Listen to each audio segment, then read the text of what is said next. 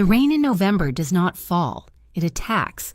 It hammered the plate glass of the harbor grind in lower Manhattan, turning the world outside into a gray watercolor nightmare.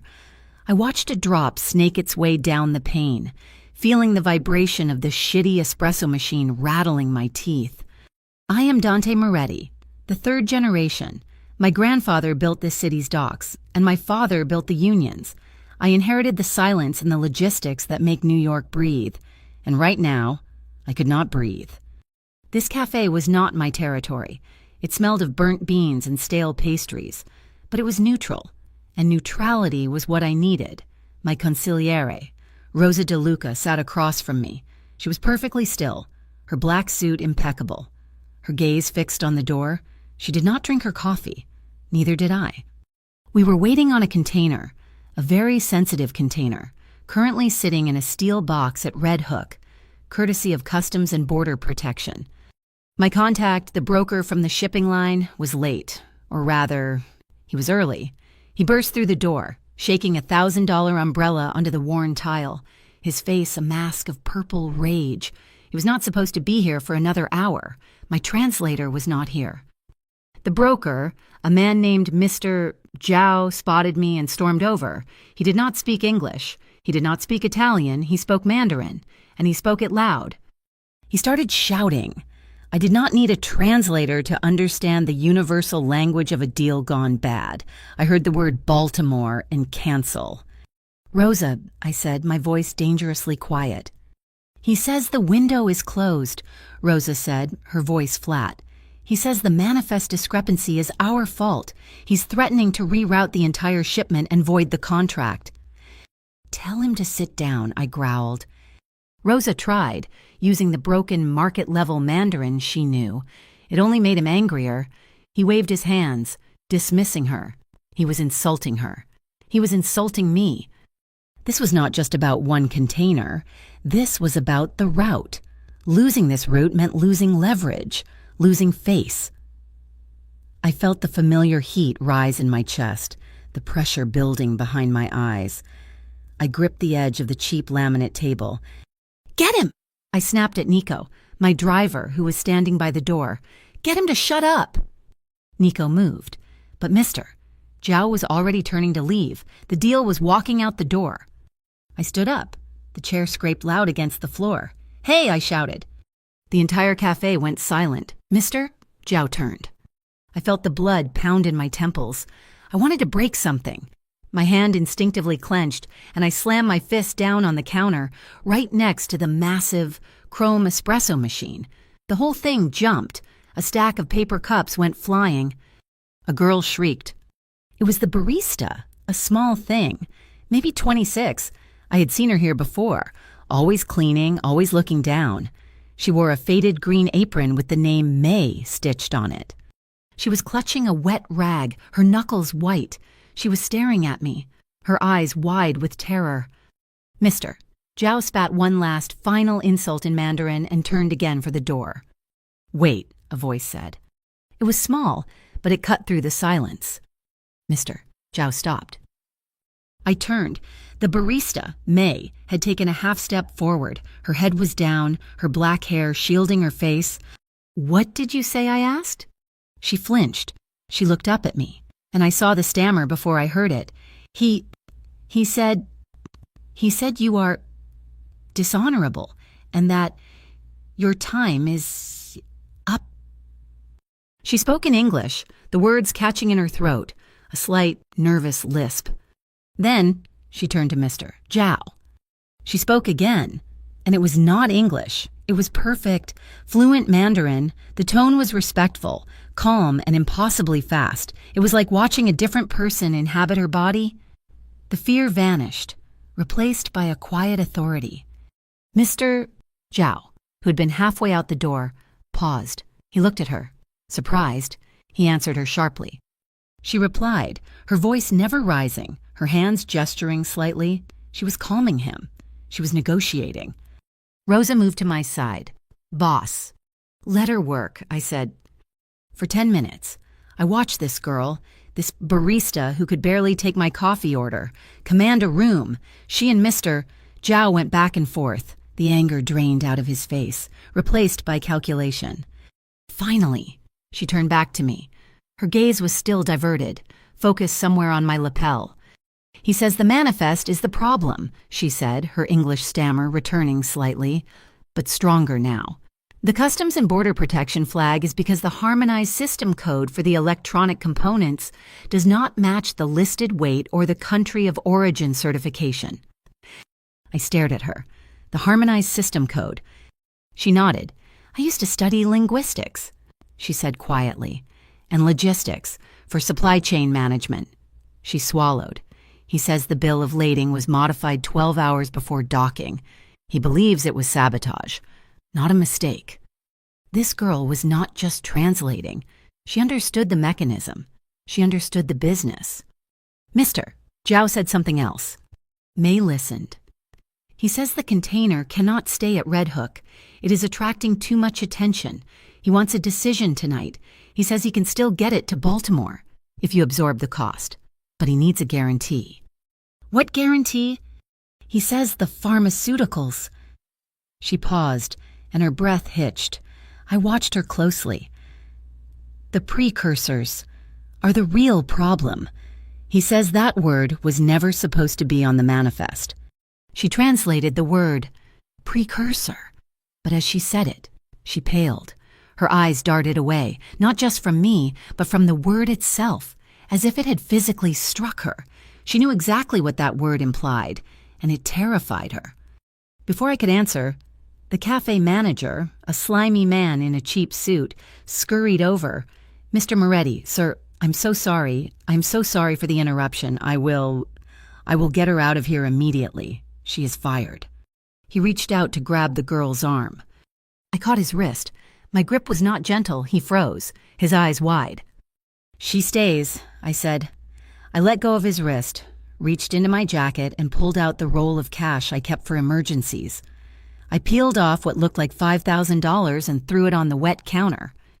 That, I said to the manager, is for her time and for the coffee. The manager looked at the money, then at me, and vanished into the back office. I turned back to May. She was staring at the pile of cash. Mr. Zhao cleared his throat. Tell him, I said to May, that I appreciate his patience. Tell him I will absorb the cost for Baltimore, and tell him I need him, and his captain. At the meeting tonight, 9 o'clock. My office. You will give him the address. She looked at me, her eyes full of panic. Me, I cannot go to your office. You are my translator now. I said it was not a request. She translated my message. Mister. Zhao nodded, his composure regained. He gave her a respectful bow, a courtesy he had absolutely not shown me, and left the cafe. The silence returned, heavier this time. It was just me, Rosa, Nico, and the barista. She was trembling, but she did not run. She was looking at the $5,000. I saw the war in her eyes. She was afraid of the money, but she needed it. Rosa had already done the homework. Mei Lin, 26, lives in Chinatown, dropped out of college 2 years ago. Her younger brother, Ethan, was in Mount Sinai with acute myeloid leukemia. The hospital bills were astronomical. Tonight, I said, softer this time, 9 o'clock, I will pay you another $10,000 for 3 hours of your time.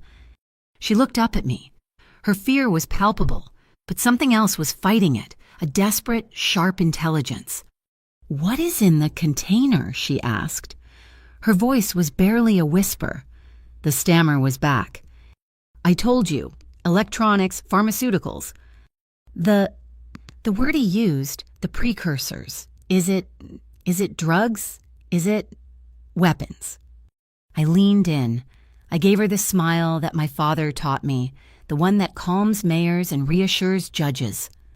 It is just specialized electronics, and legal pharmaceutical components, very high value. That is why the manifest is so sensitive. I was lying. She knew I was lying, but she wanted to believe me. $10,000 would cover her brother's treatment for another month. She stared at me for a long time. I could see her calculating the cost, not the money, the real cost. She was standing on the edge of her entire life, and I was asking her to jump. Finally, she gave a single, jerky nod. Just translating, nothing else? Just translating, I agreed. Nico moved to give her the address, but as Mei Lin looked past me, her gaze met Rosa DeLuca's. Rosa had not moved. She had not spoken. She was just watching Mei, and in Rosa's eyes, there was no reassurance. There was only ice. Mei Lin saw it. She saw the truth that my smile tried to hide. She swallowed, her hand gripping the cleaning rags so tightly her knuckles were white. She had just made her choice. And she knew, just as I did, that she was already in too deep. Nico Romano would drive her home. I made that clear before we left the ruined quiet of the cafe. "I can take the subway," she said, her voice small. She was still clutching the $5,000 in her fist as if it were a weapon. "No," I said. "You cannot." Nico is my driver, but he is also my shadow. He's quiet, built of brick, and understands loyalty. He opened the door to the black sedan, and she hesitated. "It is just a ride, May." I said, "Protection. You earned it." She looked at me, then at Rosa, then at the car. She got in. Chinatown was not far, but in my world, the blocks between safety and chaos are measured in seconds, not miles. As I watched the sedan pull away, Rosa lit a cigarette. "You are trusting her fast, Dante." "She needs the money," I said, turning toward my own car. "That makes her reliable." "It also makes her desperate," Rosa countered. "Desperate people are liabilities." I did not have time to argue. We had 4 hours until the meeting. I needed to know who else wanted this container. Back in my real office, the one above a silent butchery in the meatpacking district, the picture became clearer. Rosa laid out the file. "The Ghost Crane Triad," she said. I knew the name. They were new, violent, and technically sophisticated. They controlled the scrapyards over in Jersey. "Their leader," she continued, "is a man named Gao Liang. He's the one who spooked Zhao. Gao wants the Red Hook routes. He does not just want the container, boss, and he wants the whole supply line. He's the one who likely tipped customs and border protection, trying to squeeze us out." This complicated things. Gao Liang did not play by the old rules. He was not interested in territory. He was interested in disruption. My phone rang. It was Nico. "Boss, we have a problem." I never liked that phrase. "What?" "I am at the Harbor Grind to pick up May for the meeting. She was finishing her shift. The place is... It is a mess. The manager is screaming. Someone came in the back door." My blood went cold. "Where is she?" "I cannot find her. The manager said she was in the back." "I am on my way," I said. I was moving before I finished the sentence. The rain was heavier now. We made it to the cafe in 10 minutes. Nico was right. The back of the cafe was destroyed. The storage room was trashed. Bags of coffee beans slid open. Milk flooding the floor. The manager was babbling. They burst in. 2 men. They were not here to rob. They were here to break. They asked for her. For May. "Where is she?" "I do not know. She ran. Maybe into the walk-in." I pushed past him. The walk-in freezer door was at the back. It was heavy stainless steel. I grabbed the handle. It was latched. From the outside. I ripped the latch open and pulled the door. A cloud of icy fog spilled out, smelling of frozen pastry and fear. She was huddled on the floor, shoved between racks of frozen milk. She was blue. Her lips were gray. She was wrapped in her thin coat, shivering so violently it looked like a seizure. She looked up at me, her eyes wide and blank with cold. "May," I went in, pulling her up. She was light, her limbs stiff. They locked me in," she whispered, her teeth chattering. They said to tell the Italian, the port belongs to the Ghost Crane." I lifted her. She weighed nothing. I carried her out of the freezer, through the wreckage of the cafe, and pushed past the flashing lights of the first police car arriving. I put her in my sedan, turning the heat to full blast. Nico got in the driver's seat. "Boss, take the manager's statement." I told the officer who approached. "A gas line exploded. My employee is in shock. I am taking her to the hospital." We did not go to the hospital. We went to my office. I wrapped her in a heavy wool blanket from the back room and sat her on the leather sofa. I gave her a brandy. She held the glass with both hands, the shaking finally starting to slow. She had not cried, she was terrified, but beneath the terror, I saw something else. A cold, hard anger that matched my own. They had not just scared her, they had insulted her. "This," I said, sitting across from her, "is why you cannot take the subway." She looked at me, the color slowly returning to her face. "That was because of you. Because of that container." "Yes." I leaned forward. "Which means you are now part of it. This is not just translating anymore. They see you with me. They see you as mine." I am not yours," she said, her voice small but fierce. "In their eyes, you are." I had to make her understand. "So, we have new rules. After 7 post-meridium, you do not go anywhere alone, Nico, or someone I choose will pick you up. You will share your schedule with me. All of it." She bristled. I watched her fight the instinct to obey, the urge to survive warring with her pride. "You are not my keeper. You are my employer. For $10,000. I am the man who just pulled you out of a freezer.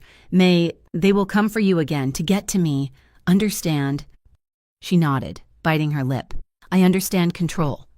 The silence stretched. Then she looked at the computer on my desk. "You said electronics," she said, her voice steadier. "I did.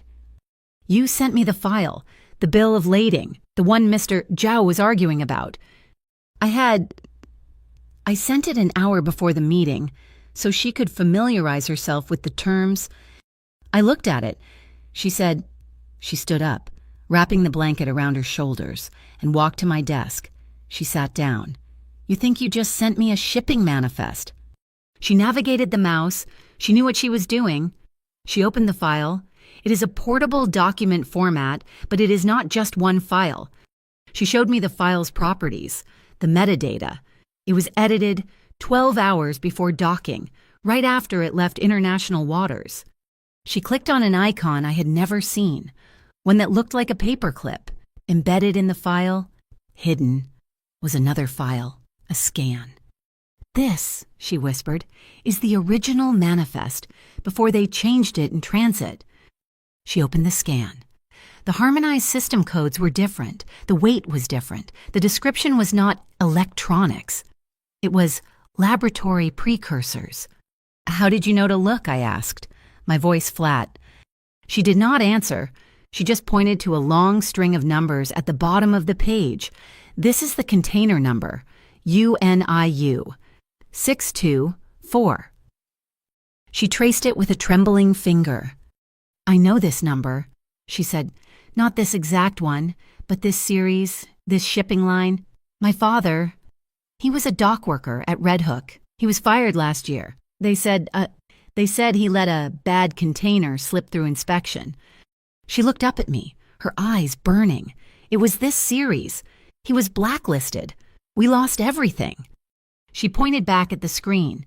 "This is not just pharmaceuticals, Mr. Moretti. This is fentanyl, or the precursors to make it. This is what ruined my family. And you are importing it." The accusation hung in the air. Rosa was still watching me. I looked at the screen. The girl was right. This was not a simple import. Gao Liang had not just tipped customs. He had set a trap. He let us import the poison, and he was waiting to spring the trap. I was in a bind. My family owed a significant debt to the old guard in Sicily. This shipment was meant to clear it.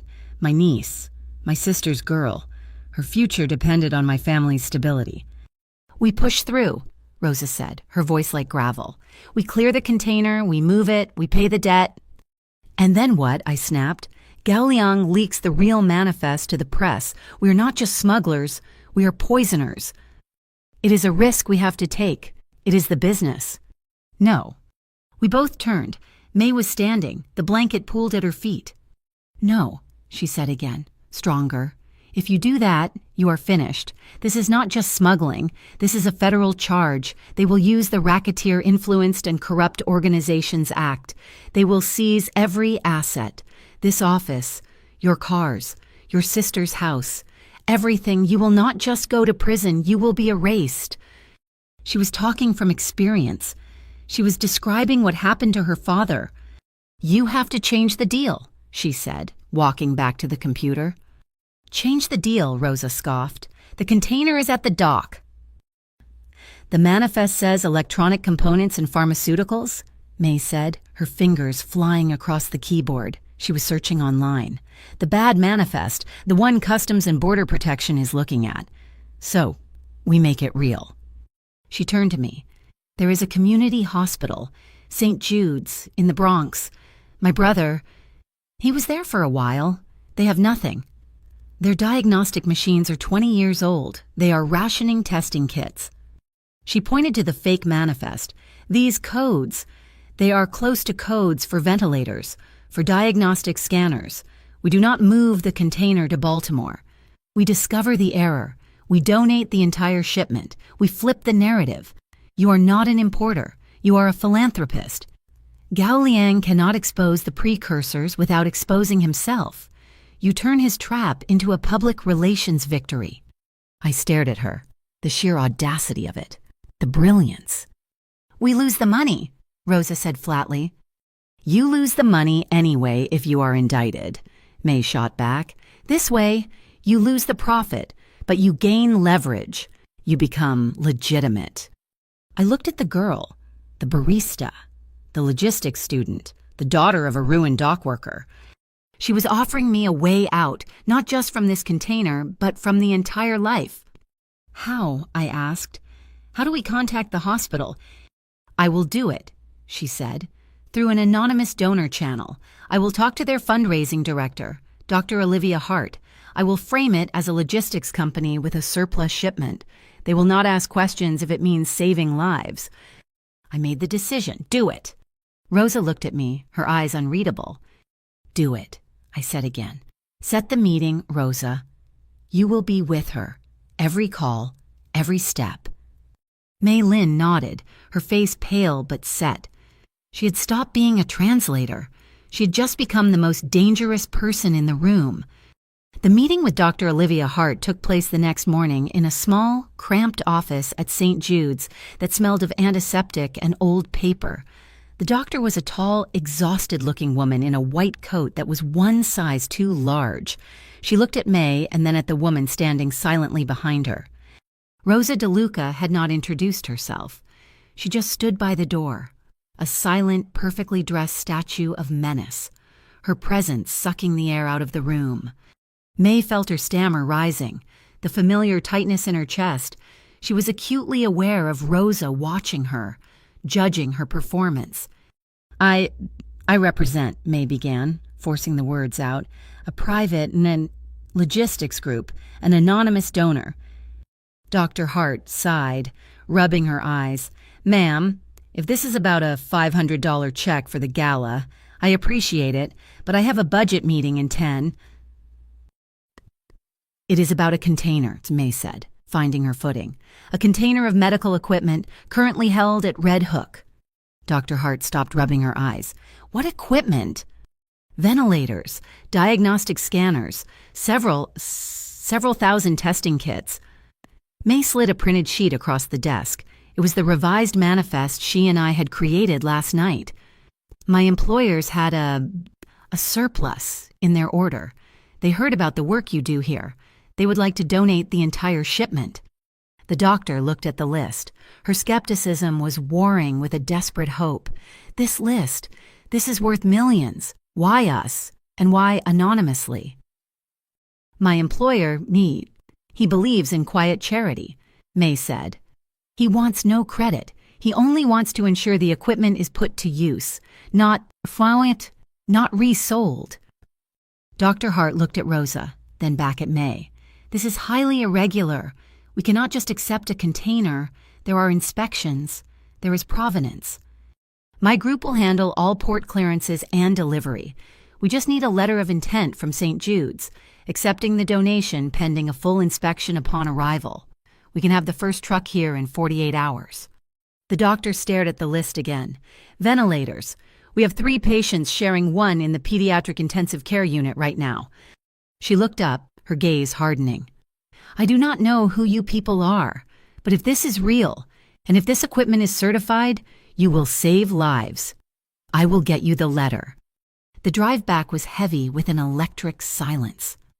Nico drove the sedan smoothly through the midday traffic, his eyes constantly moving, checking every mirror. May sat in the back, the signed letter feeling impossibly heavy in her bag. Rosa was in the passenger seat. They were on the Brooklyn-Queens Expressway when May saw them. 2 motorcycles, black, moving too fast.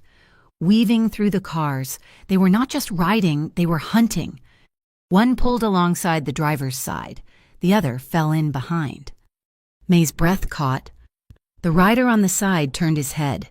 He wore a mirrored visor, but on the side of his helmet, she saw it, a small, stylized stencil of a red crane, the ghost crane. Ghost. "Nico," she whispered. "I see them," Nico said. His voice was calm, but his knuckles were white on the wheel. The bike on the side accelerated slightly and then slammed its front wheel into the sedan's side panel. The car shuddered. May was thrown against the door. Rosa did not even flinch. "Lose them, she said. Nico did not need to be told. The motorcycle from behind moved in, trying to box them. Nico hit the brakes. A controlled, violent stop that sent the rear bike swerving to avoid a collision. In that same second, Nico spun the wheel, flooring the accelerator and shooting the sedan across 2 lanes of traffic, aiming for the next exit ramp. It was not a chase. It was a statement. "We see you. We know who she is." The bikes did not follow them off the ramp. They did not need to. The message was delivered. Nico pulled over on a quiet side street in Queens. He turned to look at May, who was breathing hard. "You are okay, Miss Lynn?" he asked. May just nodded, her hands shaking. Rosa turned around, her dark eyes unreadable. "You did well, both of you." She looked at May. "Welcome to the family." The main meeting had to be moved. Not my office, not theirs, neutral ground. I chose a cold storage warehouse in Red Hook, one of my family's older properties. The air inside hummed with the sound of massive generators and smelled faintly of frozen fish. It was 5 degrees inside. Our breath plumed in the air. "Mister?" Zhao and his 2 men arrived. They looked unhappy, their expensive suits looking ridiculous in the industrial frost. May was there, standing beside me. She wore a thick parka I had Nico buy for her. She looked small, but her eyes were steady. She had survived the freezer and the motorcycle. She was different. "Mr. Zhao," I began, and May translated instantly. "I appreciate you coming. The situation has changed." "It has," Zhao said in Mandarin, his voice sharp. "My sources say you were targeted. My sources say the Ghost Crane Triad is watching this shipment. This is bad for my business, Mr. Moretti." "It is bad for all of us," I said, May's voice echoing mine in perfect Mandarin. "Gao Liang set a trap. He wanted you to deliver the precursors, and he wanted me to be caught holding them. He would ruin us both." Zhao's face darkened. He knew I was right. "So, we are changing the deal," I continued. "We are not moving the precursors. We are not shipping to Baltimore." "What?" Zhao was furious. "The container. The container is a liability." May stepped in, her voice strong, speaking for herself now. "We have analyzed the risk. The manifest is already flagged. Moving it is impossible. We pivot." I watched, impressed. She was not just translating, she was negotiating. "We activate the legal manifest," she said. "The one listing medical supplies.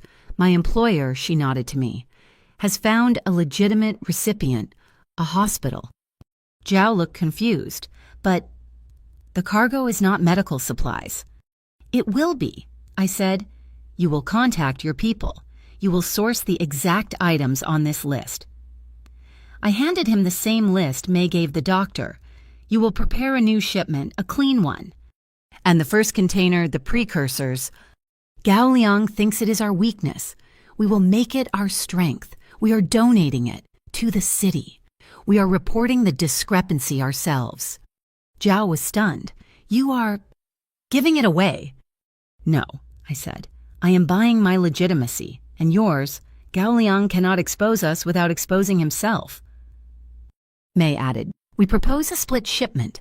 You send the real medical supplies on a new, clean route. My employer absorbs the cost. You sever your ties with the precursor network. We all walk away clean." Zhao was considering it. He was a businessman. He saw the logic. And that was when the heavy warehouse door slid open with a groan, flooding the space with the yellow light of the docks. A man walked in, flanked by 4 others. He was young, dressed in a sharp, modern suit that looked out of place in the cold. He was smiling. "A very clever plan. Dante," Gao Liang said. His English was perfect, unaccented. "Donating the poison, how very noble." My men moved, their hands inside their coats. Gao's men did the same. "Mister," Zhao looked like he was going to be sick. "This is a private meeting, Gao," I said. "It was," he corrected, "but my container is being discussed, so I invited myself." He walked closer, his smile never leaving his face. His gaze shifted from me to May. "And you," he said, looking at her. "I know you. Mei Lin. Your father was Hao Lin, worked this very dock number 7, until we had him fired." May went rigid. "He was a good worker," Gao continued, circling her like a shark. "But careless, he liked to take things home. Sometimes he made things disappear, a very useful skill." He tapped his temple. "He was on our payroll for 6 months. A thief. It is in the blood, is it not?" May was shaking her head, her face pale. "No, that is a lie." "Is it?" Gao said softly. "Ask your mother where the money came from for your brother's first round of treatment, before he relapsed." It was a killing blow, a psychological execution. May staggered back, as if he had struck her. I stepped between them, my body physically shielding hers. I looked at Gao. "The past," I said, my voice dangerously low, "does not define the present. You are done here." "I'm just getting started," Gao hissed. "That container is mine. You will move it, or she will pay the price your father did." He turned and walked out, his laughter echoing in the frozen air. May was leaning against a stack of crates, her eyes closed, trying to breathe. I had protected her, but the damage was done. 2 hours later, Rosa sat in a booth at a diner in Carroll Gardens. Across from her sat a woman in a government-issue pantsuit. Agent Sarah Ortega of the Federal Bureau of Investigation. "You have been feeding me scraps for a year, Rosa," Ortega said, sipping her bad coffee. "Small-time bookies, a few union skimming cases. Now you call me for an emergency meeting. This had better be good." "It is," Rosa said. "Dante Moretti. He's trying to go legitimate." Ortega laughed. "A Moretti going straight. That is a new one." "He is," Rosa insisted. "He's being mentored by a civilian. He's about to pivot his entire operation, but he is in a jam. The Ghost Crane Triad, Gao Liang." Ortega's expression sharpened. "We know Gao. We cannot touch him. He is clean." "He is not," Rosa said. "He's running the largest precursor network on the East Coast, and Dante's container, the one you are watching at Red Hook, it is full of it. Gao set him up." Ortega leaned in. "And Dante is not going to move it. He's going to donate it. He's going to expose the whole thing to save himself. But he needs a path. I want you to give it to him." "You want me to what, give the Moretti family a pass?" "I want you to let him pivot. Let him make the donation. Let him be the hero. And in exchange, I will give you the real prize.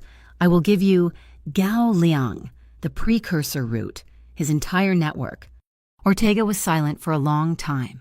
"Why, Rosa, why now?" "Because," Rosa said, placing a $20 bill on the table, "I have worked for his family for 30 years. His grandfather was a thief. His father was a killer. Dante, he can be something else. I am trying to save the last Moretti worth saving." Ortega watched her walk out. She was skeptical, but she was listening. That night, May could not sleep. Gao's words about her father echoed in her head. She sat at my desk, the $10,000 I had already paid her sitting untouched in her bag.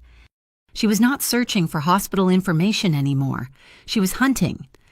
She opened the file on Port Atlas Limited Liability Company, Gau's shell company. She followed the incorporation papers. She looked at its bank transfers. They were nonsensical. Large sums moved for consulting fees. Then she saw it, a series of transactions to a digital wallet. She recognized the pattern from a data analysis seminar she had taken before she dropped out. They are not just wiring money, she whispered to herself. She opened a different browser. She navigated to a blockchain explorer. She punched in the wallet address. It lit up. Hundreds of transactions. They were buying non-fungible tokens. They were laundering the drug money through digital art, buying a JPEG of a cartoon ape for $200,000 and selling it to another wallet for $195,000. It was clean in 2 clicks. I found you, she whispered. She copied the entire transaction history. She now had a map of Gau's money. I had been standing in the doorway, watching her. I did not understand the technology, but I understood the look on her face. It was the same look I saw on my grandfather's face when he solved a problem at the docks. She had found a weapon. I walked in. She looked up, startled. That, I said, pointing to the screen, is more than logistics. That is strategy. I sat on the edge of the desk. This is not about $10,000 anymore. May, it is not about one night. I looked at her. I will pay for your brother's treatment, all of it, until he is clean. I will pay for you to finish your degree, your master's, whatever you want. She stared at me, her eyes wide. In exchange for what? Your mind, your loyalty, this pivot, this donation. It is the first step. I am getting out. I am making this family clean. I cannot do it alone. I need you. I held out my hand. I need you to trust me. She looked at my hand. She thought about her father. She thought about the freezer. She thought about Gau's smiling face. She put her hand in mine. It was cold, but her grip was strong. Okay, Dante? The night air at the secondary yard in Red Hook was sharp with salt and rust. It was just after 2 o'clock in the morning. The container, number UNIU 624, sat under the harsh yellow floodlights, looking massive and inert. My men were silent, waiting for my signal. Nico stood by the truck, ready to load the donation. May was beside me, holding a clipboard with the legitimate paperwork for St. Jude's, her face pale in the light. The Customs and Border Protection shift change at the main terminal just happened, Rosa said quietly from my other side. They are busy with a tip-off about an agricultural shipment at Pier 7. We have 90 minutes. Good. I nodded to Nico. Open it. My men moved, using the bolt cutters. The heavy steel doors groaned open. This was the moment, the pivot. The second the seals were broken, we were committed to her plan. Nico clicked on a heavy flashlight and aimed the beam inside. The first few crates were exactly what we expected. White boxes with the medical supplier's logo, matching the manifest May had created. See, I started to say, relieved. Wait, Nico said. He climbed inside, moving past the first row. Boss, you need to see this. I climbed up after him. Behind the legitimate crates was a second, temporary wall of cheap plywood. Behind that wall were dozens of nondescript plastic barrels, blue and unmarked. The chemical smell hit me instantly, sharp, acidic, unmistakable. Precursors. My blood turned to ice. He mixed them, Rosa said, her voice a low growl. That bastard. He mixed them. The trap was brilliant. If we delivered this to the hospital, they would open it and find $10 million worth of fentanyl precursors. We would not be philanthropists. We would be monsters who tried to poison a children's ward. If we did not deliver it, Gao would leak to the press that the generous Dante Moretti canceled his donation, and then he would anonymously tip the Federal Bureau of Investigation where to find the container full of narcotics he knew we were holding. He had gamed both sides. Mister, Zhao had been a fool, or he had been in on it. Close it, I roared. Close the doors now. My men slammed the doors shut. We dump it, I said, my mind racing. The whole thing. Drive the truck into the river. No, May said. I turned on her. This was your plan. this legitimacy. She did not flinch. She was terrified, but she was thinking, that is what he wants you to do. If you dump it, you destroy the evidence, the medical supplies, the real supplies. He still wins. You look guilty. So what do? We create a chain of custody. Right now. She pulled out her phone. Dr. Hart. She trusted me. Her hospital's legal counsel. He is waiting for my call to confirm the delivery. We call her. We tell her the shipment was sabotaged. And say what? Rosa snapped. That the gift basket has a bomb in it. We tell her the truth, May said. We set up a camera. We start a private live stream. Just for her and her lawyer. We open the container, on camera. We separate the cargo, the good from the bad. We create an undeniable, time-stamped record of what we found. We cut Gao's narrative off before it even begins. It was a solid plan, a clean plan. Do it, and I said, May dialed. It rang, and rang, straight to voicemail. She is not picking up, May said, panic creeping into her voice. It is 3 o'clock in the morning. She should be... Rosa's phone vibrated. A text. She read it, and her face went ashen. It is from an unknown number. Rosa said, it is a picture. She showed me the screen. It was Dr. Olivia Hart. She was in the back of a car, her mouth taped, her eyes wide with terror. A second text came through. She was so eager to see the donation. She drove to the yard herself. We picked her up. The Jersey scrapyard. Bring the girl. And bring the wallet keys she found. You have 1 hour. Come alone, Dante. Gao, he had been one step ahead the entire time.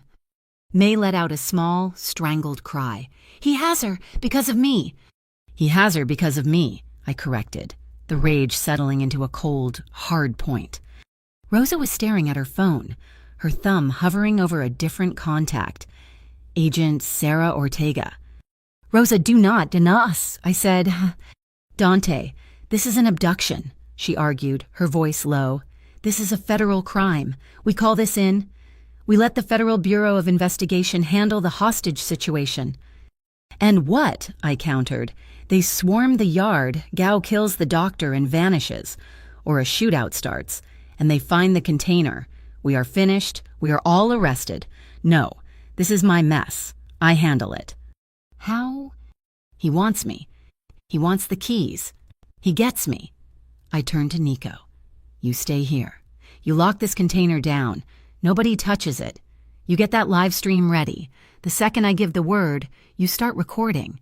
And you send that link to the hospital's lawyers, the press, everyone. We burn the shipment, but we burn Gao with it. Boss, you cannot go alone, Nico protested. He said alone, I go alone.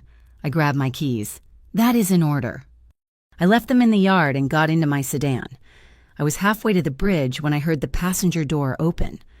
Mei Lin slid into the seat. Get out, I said. No, she said. She was wearing the parka, but she was trembling. May, this is not a negotiation.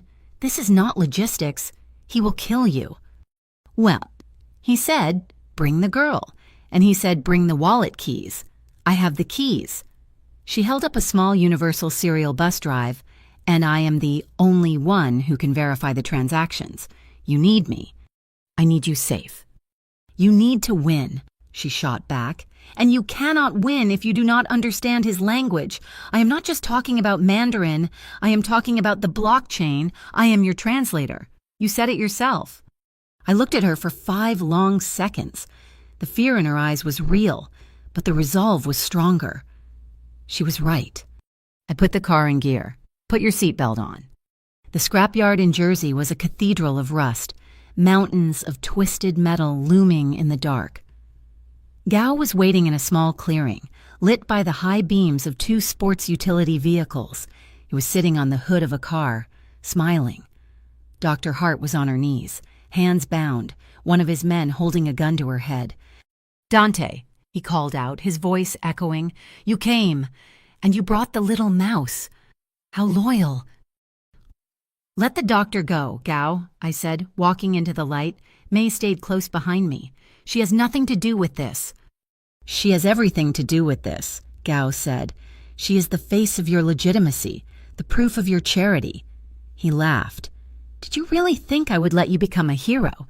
My family has controlled those routes for 50 years. You are just a tourist." "The container is a loss." I said. "You win. Let her go." "Give me the keys," he said, holding out his hand. May looked at me. I nodded. She stepped forward and handed him the universal serial bus drive. He examined it. "The ledger. All my accounts. Very smart. Little mouse. You could have been a good accountant for me." "You have it," May said, her voice shaking. "Now let her go." "No," Gao said simply. He tossed the drive to one of his men. "You see, the keys are just insurance. The real prize is this." One of his men stepped forward, holding a video camera. Another placed a single sheet of paper and a pen on the hood of the car. "What is that?" I asked. "A partnership agreement," Gao said. "It states that you, Dante Moretti, knowingly partnered with my organization in Port Atlas to import the precursors. It says the donation was a failed attempt to launder the product. It is a confession. You will sign it and you will read it. For the camera. You go to hell." Gao sighed. He nodded to the man holding Dr. Hart. The man pressed the gun harder against her temple. The doctor whimpered. "She is an innocent. Dante, a woman saving children, and you will be the one who gets her killed. Sign it." I looked at the doctor, at May, at the gun. This was the end of the Moretti line, not with a bang, with a signature on a piece of unpaper in a junkyard. I picked up the pen. "Wait!" May shouted. Everyone looked at her. "He will sign, yeah," she said, stepping toward Gao. But she was speaking Mandarin. Her voice was sharp, authoritative. The stammer was gone. She sounded like Mr. Zhao. Gao looked surprised. She continued, speaking rapidly. "He agrees, but he says you are a fool to use a public ledger.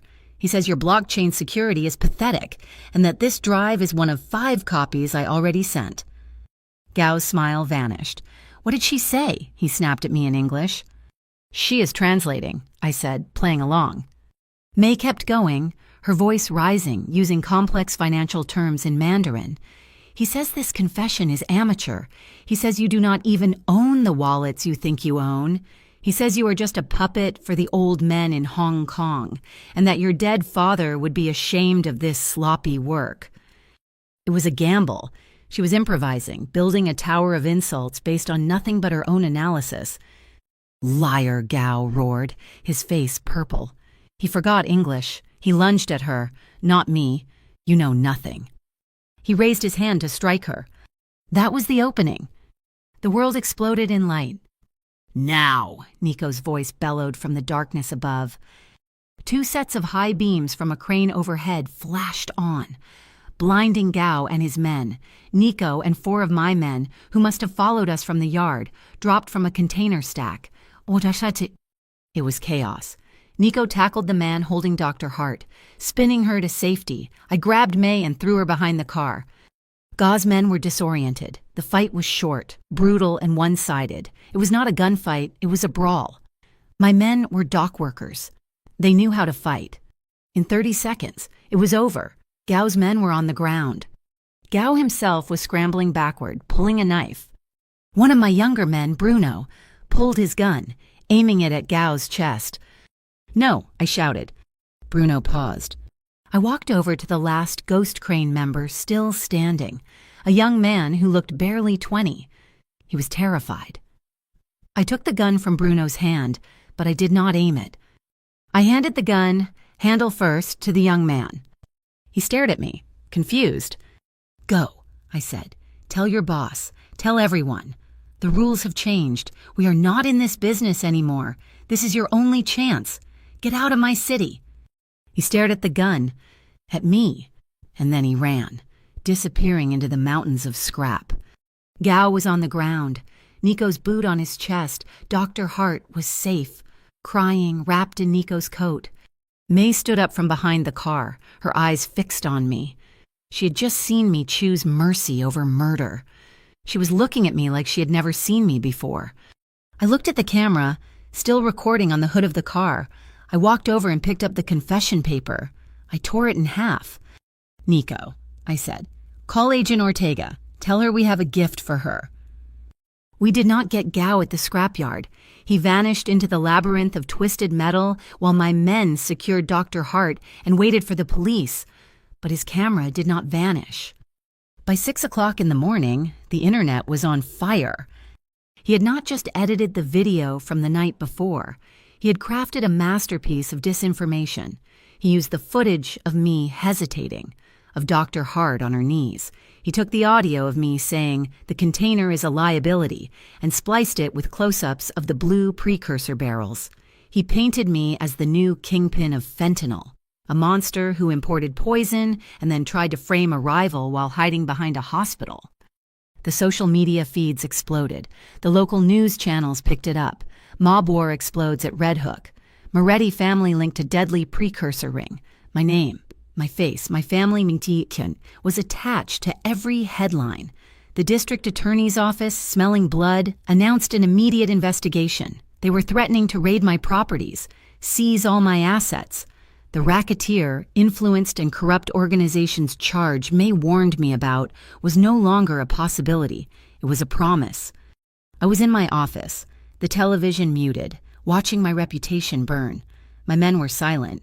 Rosa was chain-smoking by the window. May was at the desk, her fingers flying across the keyboard. She was not panicked. She was furious. "He is controlling the story with information," she said, her voice tight and cold. "So we use better information." She took a deep, steadying breath. She clicked the mouse. "What did you just do?" I asked. "I just sent an email," she said, turning her chair to face me, "to every major reporter in this city, to the district attorney's office, and to Agent Sarah Ortega, personally." "What was in it?"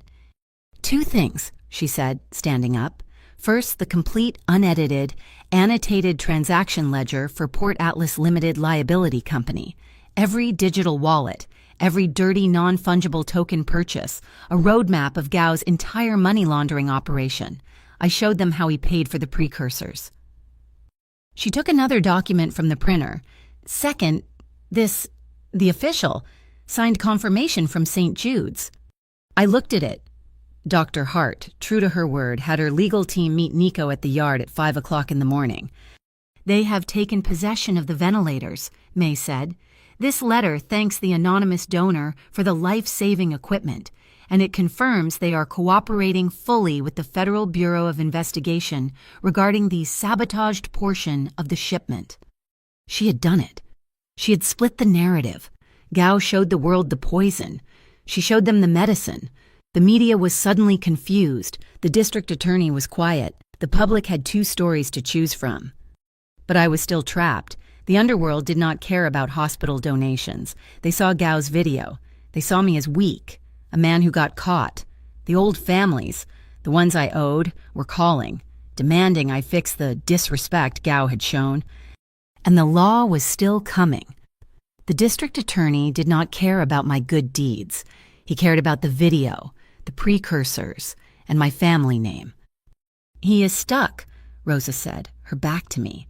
She was on her phone again, standing by the rain-lashed window.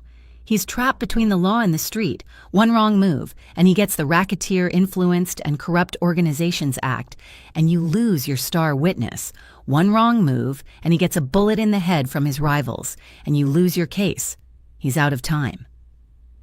I realized she was talking to Agent Ortega. This was the final play. "You want Gao Liang," Rosa said, her voice dropping. "You want the whole network, not just the scrapyard. I will give you the main warehouse, the one in Queens, where he is right now, where he is storing the rest of the precursors from 3 other shipments. I will give you the hard drives, the offshore accounts, everything." There was a long pause. "What do you want?" "Rosa?" Ortega's voice was tinny over the phone. "Conditional immunity for Dante, for his new, legitimate businesses. You do not touch Moretti Logistics. You do not touch the hospital donation. You let him walk away. You take Gao, and you let Dante build something clean. That is a high price for a source." Ortega said, "He is the one trying to do the right thing." Rosa said, "You want the shark, you have to let the guppy swim away. This is the only deal. Take it." Rosa ended the call. She turned to me. "The Federal Bureau of Investigation is moving. Tonight it ends, one way or another." The city turned dark. A storm was rolling in, the same cold November rain that had started this whole thing. My phone lit up. It was Nico. "Boss, it is happening. The federal raid. They hit the Queen's warehouse. It is all over the scanners. It is massive." "Gao?" I asked, standing up. "He slipped the net," Nico said, his voice tense. "They hit the warehouse, but he was not in it. He's running." A cold dread filled my stomach. Running, a cornered animal, is the most dangerous. Running where? He would go for the one person who had truly beaten him. "May," I whispered. I was already moving. "He's going for May." She was not at the office. She had gone home hours ago. No. She had said she was stopping at the harbor grind to pick up her last paycheck, to quit. I ran. I did not take the car. I ran the 10 blocks, the rain soaking me to the bone, my heart pounding in my throat, the old wound in my shoulder aching. I burst through the glass door of the harbor grind. The cafe was empty. It was closing time. The manager was gone. He was there. Gao Liang. He was standing behind the counter, right by the espresso machine, and he had May. He had a long, thin knife to her throat. "Dante," he hissed. His eyes were wild, bulging. He was drenched, desperate, a ruined man. "You took everything, your little mouse and her laptop. You burned me." "Let her go, Gao," I said, holding my hands up, my voice calm. I advanced slowly. "It is over. The feds have your warehouses. They have your money." "It is not over," he screamed, dragging her backward. "Nay. I will not be arrested. You will walk me out of here. She will be my shield. You will drive me to the airport, and you will give me $1 million. "Just let her go," I said, moving closer. "This is between you and me." "She is the one who did this," he snarled, pressing the blade against her skin. May was trembling. Her eyes squeezed shut, but then she opened them. She was not looking at the knife. She was looking at him. "You are wrong," she said. Her voice was quiet, clear. The stammer was gone. She spoke in Mandarin. "Yeah, it was not me," she said, in the words sharp and clean. "It was him, your brother." Gao froze. The hand holding the knife wavered, just a fraction. What did you say?" he whispered in Mandarin, forgetting me entirely. "Your brother," May repeated. "Gao Wei. He died of an overdose 2 years ago, in a small room in Flushing. I saw the transactions. Your first big transfer from the precursor money. It was not to buy a car. It was to pay for his funeral." She had found it, not on the blockchain, in the public records, the vital connection. "You are not doing this for money," she said, her voice impossibly sad. "You are doing this for him. You are selling the same poison that killed him. You think you are getting revenge on the world, but you are just becoming what you hate." "Be quiet," he sobbed. The rage in his face crumbled, replaced by a raw, hollow grief. He was just a man, hollowed out by loss. "You know nothing." "I know," she said.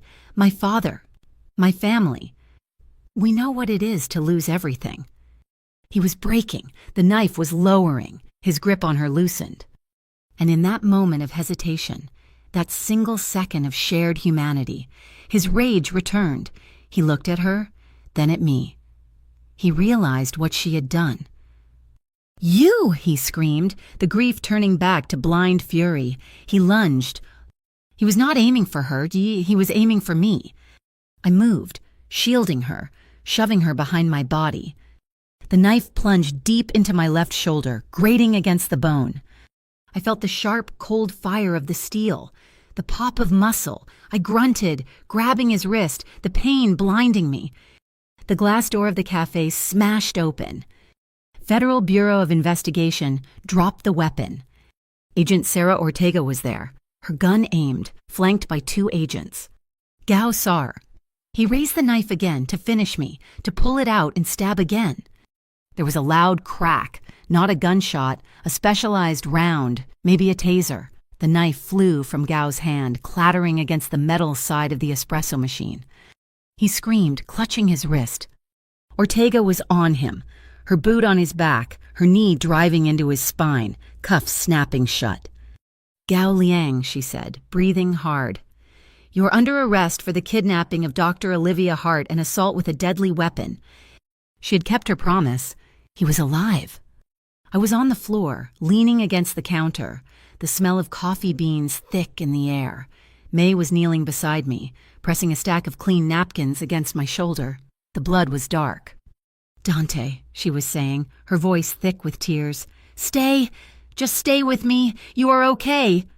I looked up, past Ortega, past the flashing blue and red lights that now filled the street. Up in the corner, by the ceiling, a small black dome, the security camera. It had seen everything. It had seen Gao holding her hostage. It had seen me stand between them. It had seen him lunge at me. It had seen the Federal Bureau of Investigation make a clean, legal arrest. Gao's deepfake video was dead. Ours was perfect, objective, and real. The narrative was not just split, it was flipped. I looked at May. She was looking where I was looking. She understood. I smiled, the adrenaline fading, the pain rushing in. "It is okay," I whispered. I think I am going to need a coffee." The knife wound in my shoulder was clean. It missed the main artery. 17 stitches at the emergency room, and they discharged me before sunrise. The real bleeding, the one that could have destroyed my family, had been stopped by a small black security camera. That footage, released by the New York Police Department an hour after the arrest, did what my money and my father's reputation never could. It told the objective truth. The media pivoted so fast they gave themselves whiplash. The narrative Gao Liang had so carefully constructed, the one of the mob boss poisoning the city, evaporated. His deep-fake video was revealed as a fraud. The harbor grind footage was undeniable. I was no longer the kingpin. I was the local businessman who had cooperated with authorities to stop a dangerous kidnapper. I was the victim of the assault. St. Jude's held a press conference that afternoon. Dr. Olivia Hart, looking exhausted but safe, stood next to a row of newly installed diagnostic machines. She publicly announced the extraordinary donation of life-saving medical equipment, which had arrived just in time to keep the pediatric intensive care unit fully operational during a surge. And then there was May. The press found her. They loved the story. The barista who broke the case. They camped outside her apartment. They called her a hero. She hated it. She refused every interview, unplugged her phone, and hid in the small Chinatown apartment I now had Nico watching 24 hours a day. But this time, it was different. He was not parked on her doorstep. He was across the street, invisible, a guardian, not a guard. My pivot was not just a plan anymore. It was a public spectacle. My lawyers, who had been preparing for a federal indictment, were now in marathon negotiations with the district attorney's office. "They are willing to talk." My lead counsel, a man who charged $2,000 an hour, told me, "The public is on your side. The hospital is on your side." But Agent Sarah Ortega was not. She met me in my lawyer's sterile conference room. She slid a thick file across the polished mahogany table. "You are not a hero. Mr. Moretti, you are a cooperating witness, and as of now, you are on a very short leash." "What are the terms?" I asked. 24 months, she said, her voice flat and cold. "Strict federal supervision. We will conduct independent, random audits of every single one of your accounts. Your new Moretti Logistics Company will have a federal compliance officer on site with full access. You will not make a move without us knowing." She leaned in. "And you will continue to provide intelligence. Gao Liang was the head. I want the body. I want every last connection in his network, from the docks to the banks. You give me that. You get to stay clean. You slip. Once. And I will personally put you in a federal prison for 30 years. It was not a negotiation. It was an occupation. But it was also the only path. "Done," I said. The old world had to be visibly destroyed the next day. I stood on the steps of the old butchery in the meatpacking district, the place that had been my father's shadow office for my entire life. I announced, in front of a dozen news cameras, that I was permanently closing 3 properties: the butchery, the cold storage warehouse in Red Hook, and a garment district front. Everyone in the city knew what those places were. It was a public abdication. In the same breath, I announced the formation of the Moretti Community Fund, starting with an initial $1 million donation. It would be managed by an independent third party, benefiting the families of harbor workers and underfunded local hospitals, starting with St. Jude's. What I did not announce was the second fund, a private, anonymous trust managed by my lawyer. It was earmarked for one purpose: Mei Lin's full tuition. Her master's degree in supply chain management was paid in full. Her brother's catastrophic medical bills, past and future, were covered. She would never have to choose between money and morality again. My old family was dissolving. Nico Romano filed the incorporation papers for Romano Secure Transport. He was using my trucks, my capital, and my protection, but it was his name on the documents. He was clean. Rosa, however, was the cost of that freedom. She was the one who made the final call. She'd been a federal source for over a year. She had saved me, but she had broken the sacred, ironclad code of our world. She could not stay. I met her one last time, in a sterile, safe house in Queens, arranged by the Federal Bureau of Investigation. She was already packed. "They are putting me in witness protection," she said, her gaze fixed on the wall. "Not on me. Someplace stupid, Arizona. I am going to be a compliance consultant for a solar panel company." "Rosa," I started, the word thick in my throat. "Do not," she cut me off, her voice sharp.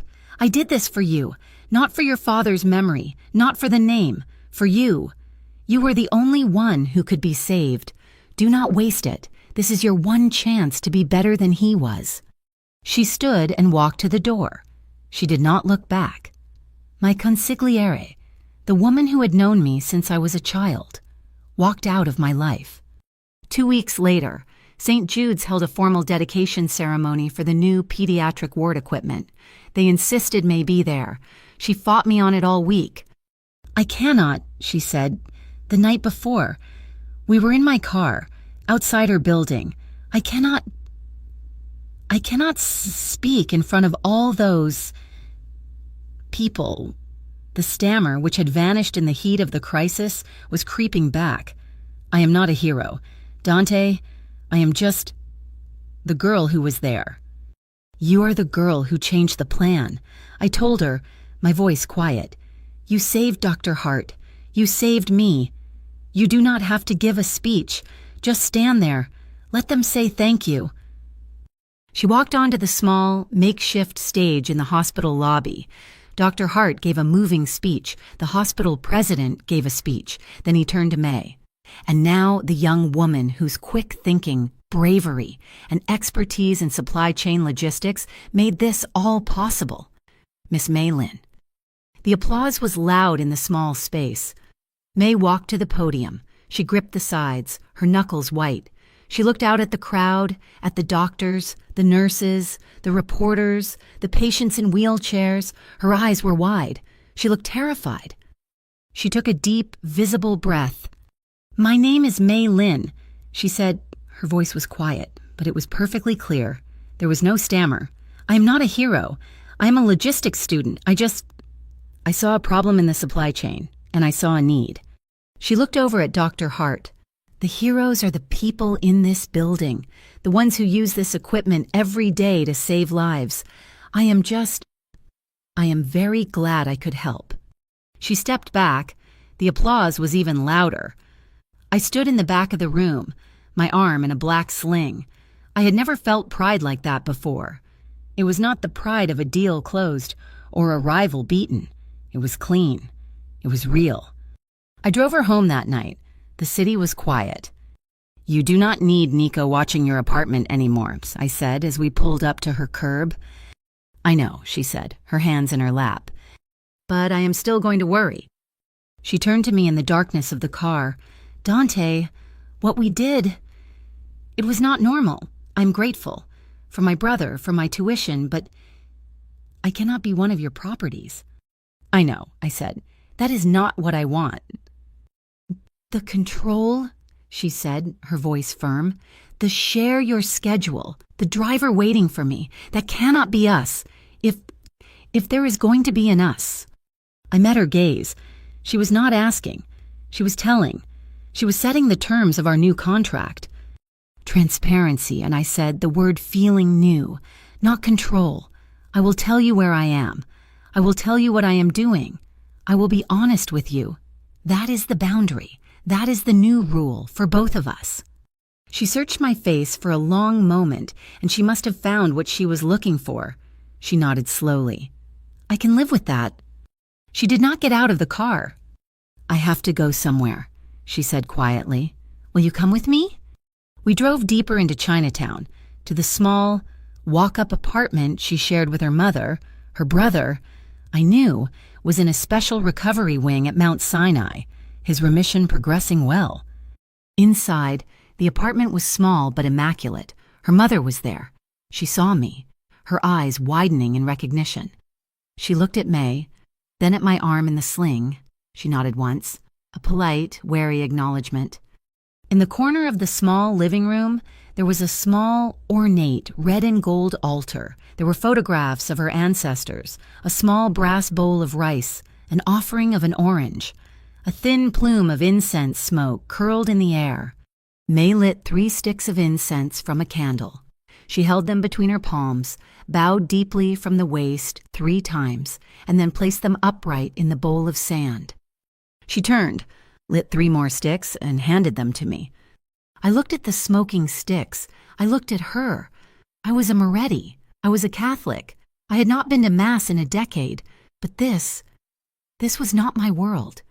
She just watched me, her expression open, waiting. I took the incense. I held it in my right hand, my left arm useless at my side. I stood before the pictures of her family, her father, the man Gao Liang had shamed, her grandfather. I held the incense and I lowered my head. I bowed. It was not a prayer. It was a promise. It was an apology. It was me, Dante Moretti, the 3rd generation, letting go of the arrogant pride that had nearly destroyed my entire family. I was lowering my ego, not just for her, but for myself. 1 year makes a difference. The harbor grind still smelled like coffee, but it smelled different. It smelled like baking bread and new paint. I bought the lease from the slimy manager the day after I got out of the hospital. Now it was a community hub, a registered B Corp, and a second chance hiring partner for the city. The baristas were kids from the neighborhood, ex-cons from the halfway house upstate, all of them looking for a clean start. I paid them double the minimum wage, and I offered full benefits. It was the best investment I ever made. Moretti Logistics was real. It was audited, insured, and painfully legitimate. My federal shadow, the compliance officer from Ortega's office, hated me, but he could not find a single discrepancy. Our profit margins were smaller, maybe 30% of what my father made, but I slept at night. We had just signed a long-term, exclusive contract with St. Jude's and 2 other hospital networks, managing their entire international supply chain. I was in my office, the new one, with glass walls overlooking a clean, bright warehouse. When Nico walked in, he did not knock. He was not my driver anymore. He was the head of his own company and my chief of security. We got a letter, he said. He placed a simple white envelope on my desk. No return address, the stamp was local. Inside was a single piece of paper with a red crane stamped on it. Below it, 1 sentence, "The past is never gone." I felt the old, familiar coldness in my gut, the remnants of the ghost crane. "What is the play, boss?" Nico asked. I looked at the note. A year ago. I would have had Nico find the man who sent this. I would have had him brought to a cold warehouse. I would have made him an example. "The play," I said, sliding the note into a clear plastic bag, "is that you log this as evidence. You give it to our liaison at the Federal Bureau of Investigation. You file a formal complaint of harassment, and you double the security protocols on the school shipment." Nico nodded, but he looked disappointed. That is it. We just, file paperwork. We are a legal protection team now. Nico, not an enforcement squad. We do not handle things. We document them. We let the law do its job. That is the new rule. He nodded, taking the bag. Got it. He understood. It was a harder, slower way, but it was the only way that would last. May was graduating, not from her master's program. Not yet. She had completed her certification as a court interpreter, passing the exam in the top 1%. She was already working, specializing in Mandarin and Cantonese for complex commercial litigation. She was in her first year of the Supply Chain Management Master's program, and she was already writing papers that were getting attention from shipping journals. She was the bridge. She was using her knowledge to help Chinatown businesses negotiate fair contracts with international suppliers, cutting out the predatory middlemen. She was doing what I had done, but without the blood. She was just using her mind. We were at a community block party in the Bronx, sponsored by St. Jude's. It was a celebration of the 1-year anniversary of the new pediatric ward. It was loud, full of music and kids getting their faces painted. I saw Agent Sarah Ortega standing by a food truck, watching. She was off duty, wearing jeans and a leather jacket. May saw her too and walked over. I stayed back. I was not invited to that part of the world. I watched as May spoke to her. He is clean, Ortega said, basin, her voice low enough that only May could hear. It is boring, it is tedious, and it is the most impressive thing I have ever seen a man in his position do. So the deal stands, May asked. Ortega nodded, taking a sip of a bottled water. We keep our word, as long as he keeps his. You tell him that. I proposed that night. We were not in a fancy restaurant. We were on the roof of her building in Chinatown, looking out over the skyline. The city was spread out before us like a carpet of diamonds. I had been carrying the box in my pocket for a week, and it felt heavier than a gun ever had. I did not know what to get you, I said, my voice rough. Wait, you do not need to get me anything, Dante. You gave me my brother's health. You gave me my education. That was a transaction. I said, this is not. I did not kneel. I stood in front of her. I opened the small black box. It was not a diamond ring, a rock like that. It represented the old world. It represented blood money, status, ownership. It was a simple, heavy bracelet of polished sterling silver. On the clasp, so small you could barely see it, was an engraving UNIU 624, the number of the container. The moment our lives changed. She looked at it, and her breath caught. She understood. It was not a symbol of possession. It was a symbol of a pivot, a memory of a choice. Dante, she whispered. I am not asking you to be a Moretti, I said, my voice quiet. I'm asking if you will let me be your man, on your terms, by your rules, transparency, no control, just partnership. She looked from the bracelet to my face. Her eyes were shining. Yes, she said. She held out her wrist. I fumbled with the clasp, my fingers thick and clumsy. She smiled and helped me. But with one condition, she said, her voice suddenly serious. She held my hand. This, she said, touching the silver, is beautiful. But my ethics, our ethics, they are not for sale, not for love, not for anything. If you ever slip, Dante, if you ever go back to that world, I will be the first person to testify against you. I looked into her eyes. She was not threatening me. She was reminding me who she was. She was setting the most important boundary. She loved me, but she loved what was right more. And that was why I loved her. I nodded. I agree. It was a vow, a new kind of oath, not of blood and silence, but of law and light. The dawn was breaking over Red Hook. The sky was a pale, clean gray, the water like steel. A new container was being unloaded. It was not a donation from me. It was a legitimate, complex shipment May had organized, a coalition of community businesses and the new Moretti Logistics. It was filled with 10,000 textbooks, 500 new computers, and educational equipment for a charter school in Brooklyn. May stood on a small, temporary platform, a microphone in her hand. She was translating the speech of the school principal, a proud woman from the neighborhood. May's voice was clear, her Mandarin fluent, her English precise. She was comfortable. She was in command. I did not stand on the platform. I was not at a head table. My arm was healed, the scar under my shirt a permanent reminder. I stood in the crowd, with the dock workers and the teachers. I watched her. I watched the crane lift the boxes that held books, not precursors. A few people recognized me. They nodded, respectfully, not with fear, just acknowledgement. May finished her translation. The crowd applauded. She looked for me, her eyes scanning the faces. She found me. She smiled, a real, bright smile that lit up the gray morning. I smiled back. I did not need to be the center of the world anymore. I was happy just to be in her orbit. I looked out at the water, the path we were on, the legal path. It was not easy. It was not instantly clean. It was a daily fight against old habits, old memories, and the shadows that still lingered. But it was the only path. It was the only one that led to peace. Thank you so much for listening to this story. I am so curious to know where in the world you are tuning in from. Please let me know in the comments below so we can all connect and share our thoughts.